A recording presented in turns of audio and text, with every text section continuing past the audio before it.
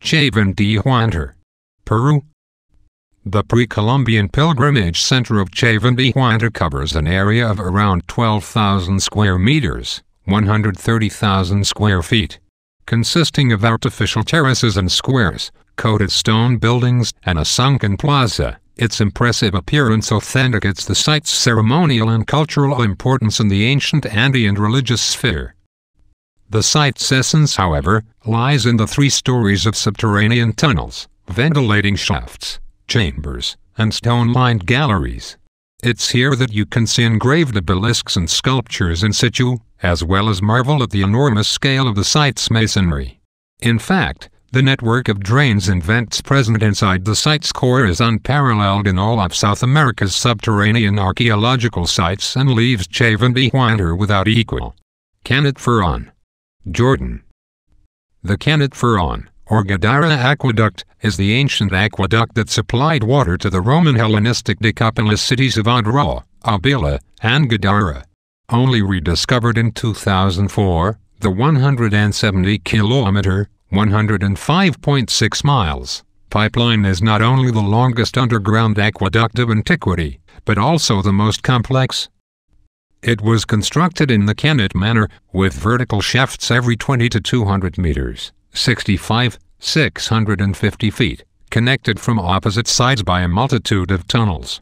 It took hundreds of miners over 120 years to complete the tunnel, during which time they excavated over 600,000 cubic meters, 21,200,000 cubic feet, of limestone, comparable to more than a full quarter of the Great Pyramid's total volume. The Mithraeum at the Baths of Caracalla, Rome, Italy. Mithraeums were the underground worship centers for the Roman Mithraic cult, a religious movement that revolved around the Persian god Mithra.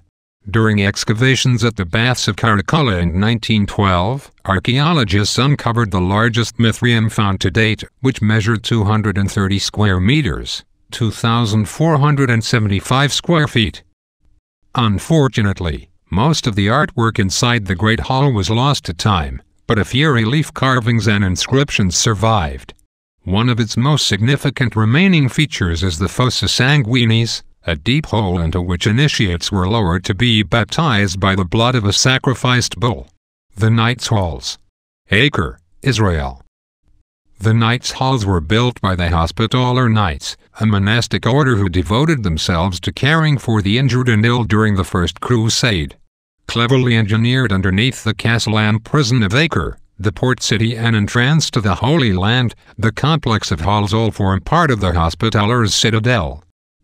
The structure includes a dungeon, an ancient Gothic church, several conjoint halls, and a dining room. Although the site was mostly destroyed by the invading Muslim armies after the Crusaders' defeat in 1187, it was rebuilt during the Second Crusade. Consisting of 3 floors, to date only 5,000 square meters, 53,819 square feet, of the archaeological marvel has been excavated. The Basilica di San Clemente, Rome, Italy.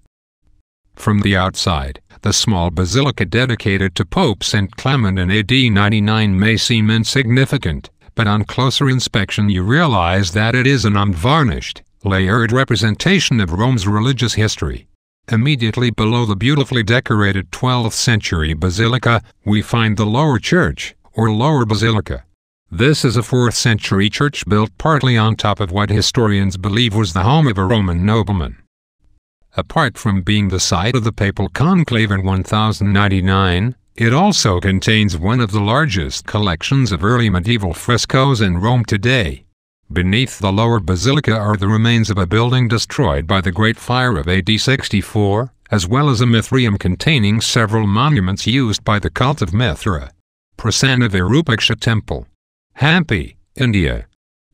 Amid the mesmerizing ruins of Hampi, a World Heritage Site, the Prasanna Virupaksha Temple, also known as the underground Shiva Temple, lay buried for over 400 years before it was rediscovered in the 1980s. Believed to have been used by the royal household during private ceremonies, the temple is similar in design and layout to the temples located on Hermehuta Hill, and features a variety of carvings, sculptures, and murals. The grand inner sanctum includes an impressive pillared hall and beautifully carved columns that actually extend through the roof. The floors of the hall, as well as the inner sanctum, remain underwater despite excavations and ongoing attempts to preserve the site. Saflieni Hypogeum, Island of Malta.